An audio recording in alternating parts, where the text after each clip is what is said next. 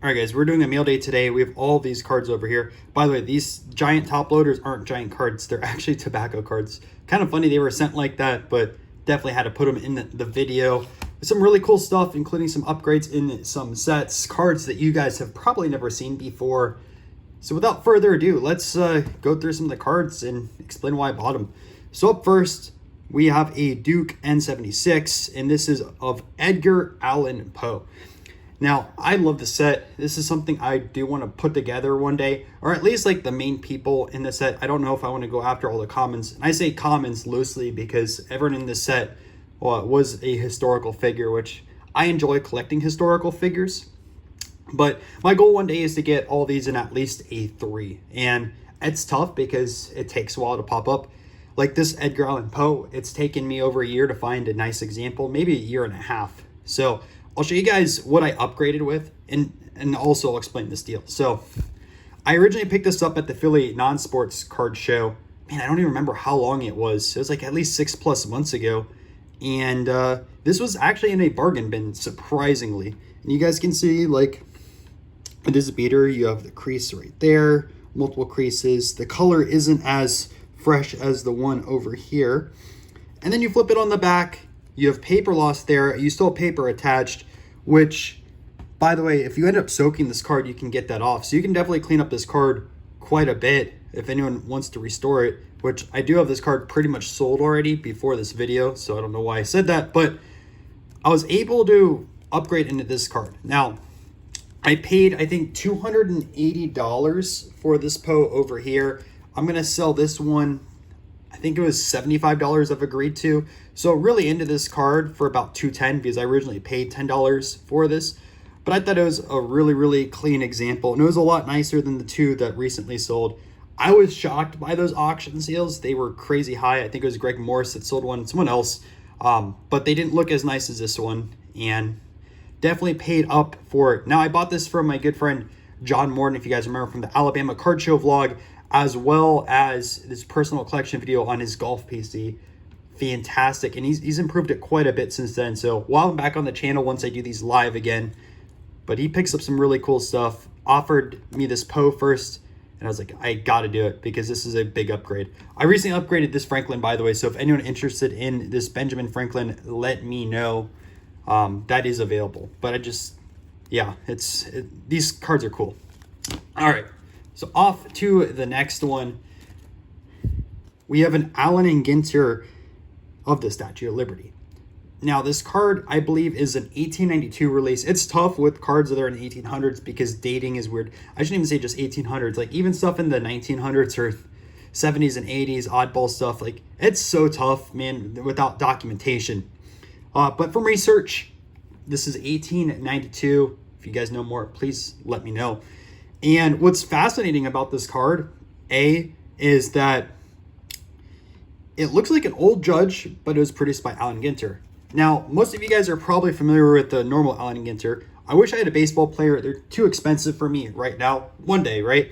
But this is James Dwight, one of the best tennis players in the 1800s, him and Sears.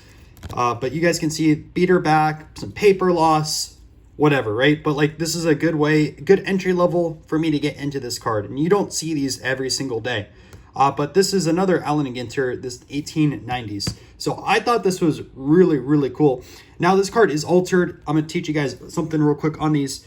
So you guys can see the back over here. This is 100% a skinned back. So someone, and it's hard to tell with this, but someone took out this card and to put it into a binder, they chopped off the back to make it thinner. So this is designated A grade. Besides that, like you guys can see the rip through the card. So 100% altered, right? But I couldn't pass it up. The last 4 of this card sold for $2,500. I picked this up for 60 or 70 bucks. No brainer deal, at least in my opinion, because this card was extremely tough to track down. I mean, I was looking for it for almost 2 years to find an example. I know the 4 is available. Someone's reselling that card at $3,500.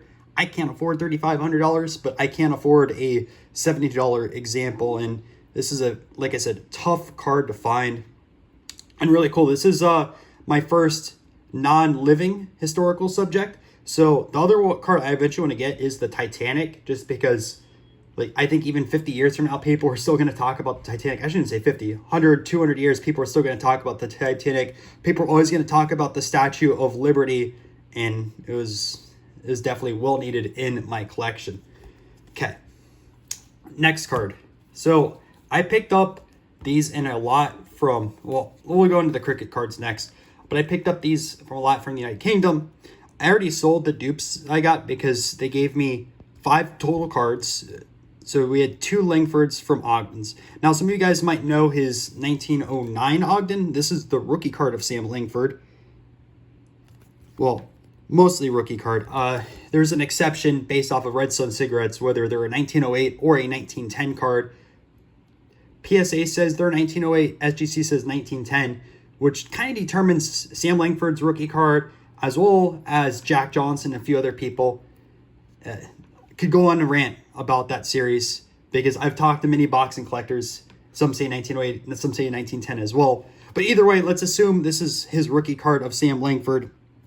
Really, really cool with that. But I also wanted to show you guys the 1915 Ogdens. So this is actually tougher to find. At least it's my own personal opinion right now, because I don't see these for sale as much as the rookie over here. And it's almost the same thing. Like, this kind of looks like the Jack Johnson with the sideways portrait shot and different back. You guys can see that as well. And it's definitely easy to get these two sets confused, especially if you don't see the back, because the design is so similar. I mean, look at the text on the top. They're both white backed cards. So I was able to get both of those. This is the first time I've had that within my PC, and I thought it was a really good looking example. I say that it'll probably grade like a 2, 2.5. That's a pretty bad corner over the back. We'll just say 2 just to be conservative. But either way, was able to grab both of those. I have a few Langford rookies now. I think 3 or 4. My highest being a 5.5. Also in that deal, I was able to pick up both of these Rangies. I don't know the dating on these Ogdens, Guinea Golds. They're all over the place, and I'm definitely not an expert on those. I mean, they could be anywhere from 1897 to 1902. If you know more, please let me know. But it seems also like, I don't know, I think these are going to be the same series, but you guys can see like the printing is a little bit different on them. I mean, this is a lighter background. This is a darker background. So I assume they're the same series. Maybe they're printed at different times. Again, I am not an expert, but Ranji, one of the first famous Indian cricketers, and India is such a big population, and that's their big sport over there. So I pick up Ranji stuff when I can.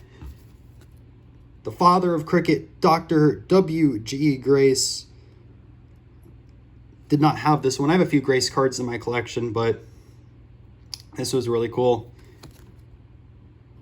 And yeah, so I was able to sell a few cards in this lot, and because I was able to sell a few, I picked up all these for about $60, which is kind of a no-brainer. So sometimes you have to sell cards to get into other lots, and you know, it helps upgrade your collection, kind of just like I was showing you guys with the Dukes. All right, I'm gonna hide.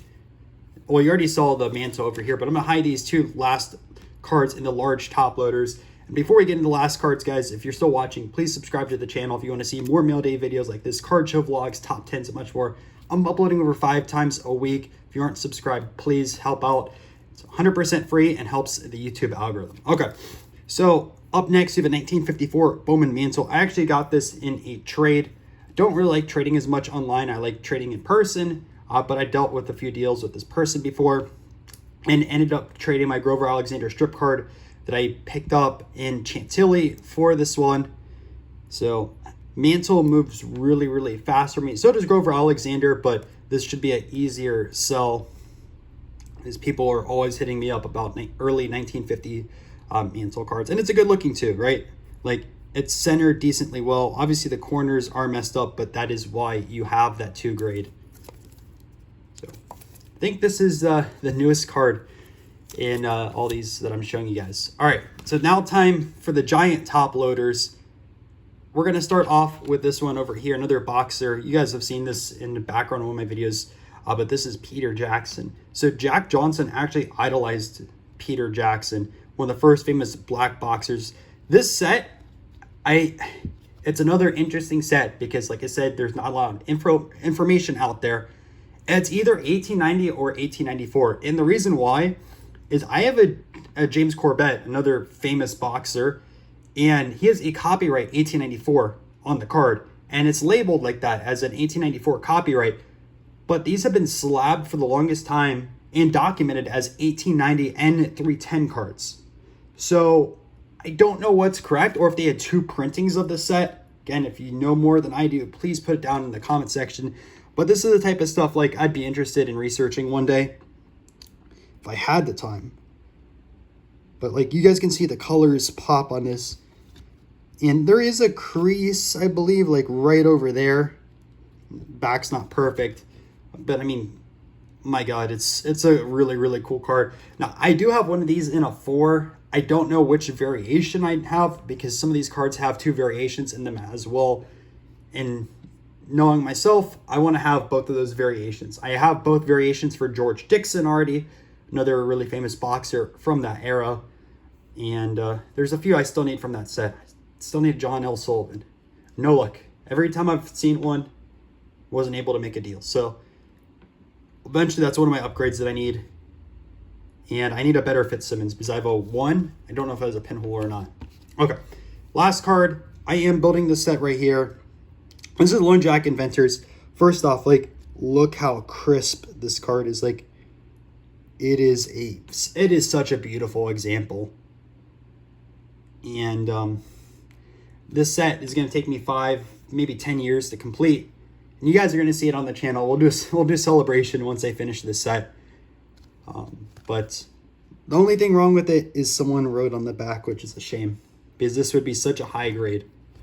But you know what? These things are so hard to find. I mean, I assume the population report on most of these are under 10. The colors on these, I mean, just compare, like, I don't like hating on new cards because you need to have both new and modern cards, but like compare the difference on these cards. Much rather have this type of stuff. But this was a 5 to 10 year project and we crossed off another one off of there. So I'm going to build this set. I'm going to upgrade it over time and I'll keep sharing the progress with you guys because it's really fun. Hope you guys enjoyed this meal day. Try to make them a little bit more informative rather than just showcasing the card because a lot of you guys like that. And I'm going to continue doing that in the future. Let me know if you want to see anything else in these videos. Try to be as transparent as possible with both what I buy and sell. And I'll see you in the next one.